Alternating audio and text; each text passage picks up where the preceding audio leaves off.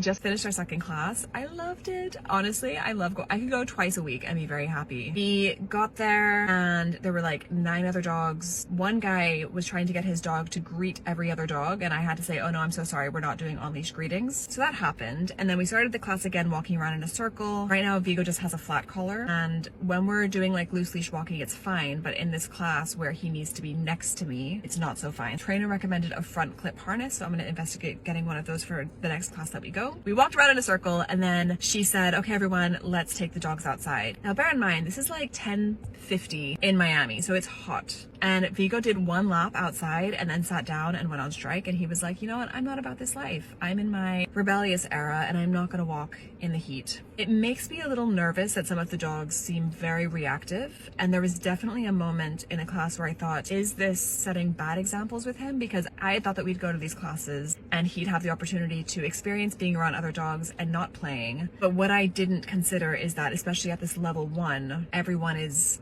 coming to that class with specific challenges that they're facing with their dog, or most people are. I would say there was a handful of people who were like me, who were just proactively bringing their dogs, but there was a lot of people who seemed like they had maybe waited 8 or 9 months and then seen some things creep up and then decided to bring their dog to training classes. So I don't know. Some of the other dogs seem uncomfortable around other dogs, if you see what I mean. Other than that, we started off, well, the whole session was around focus. So we did a lot of focus games. Some of them were new to us. Like look is not something that I've worked on with Vigo, so that's something that I'm going to be introducing. What I've been doing historically is just rewarding him for proactively looking at me. So during the whole class, whenever he'd look at me, I'd give him a treat. We worked on adding a cue to that, which makes total sense. And actually, I think that'll be good for us to do. So I'm going to work on that at home for the next week. There was one moment when the trainer said, oh, Vigo and Tundra are looking at their owners. And I was really proud. That was my proud dog mom moment. And we did touch, which Vigo's pretty good at. We've done that lots. So he was an old hat with touch. Overall, really pleased with it again. I love it too. Like, I feel like I'm in my element when I'm like with Vigo training, with someone kind of instructing us and giving us a steer. I'm definitely going to get a front harness for next class. And one other thing is that I need to be very mindful of where Vigo is. Like there was a moment when we were coming into the room and he went in before me, which actually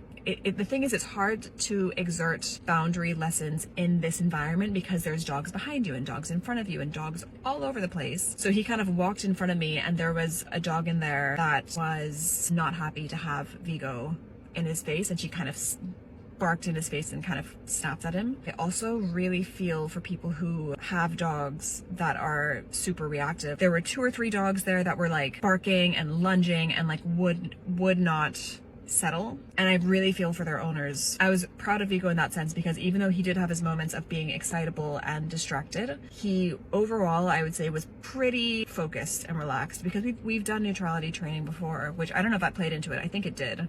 One thing I'm going to try and do for next time I go is walking him before the class, because I realized today that one of the reasons why they walk before we start the session is to burn off excess energy. So if I could get him walking, get him burning some energy before the class, he can hopefully go into that class even more ready and focused. But yeah, I really enjoyed it. It was interesting too because I think there was only 1 dog this week that was also there last week. But yeah, overall, really pleased with it. Vigo's pooped. I'm gonna bring him inside now.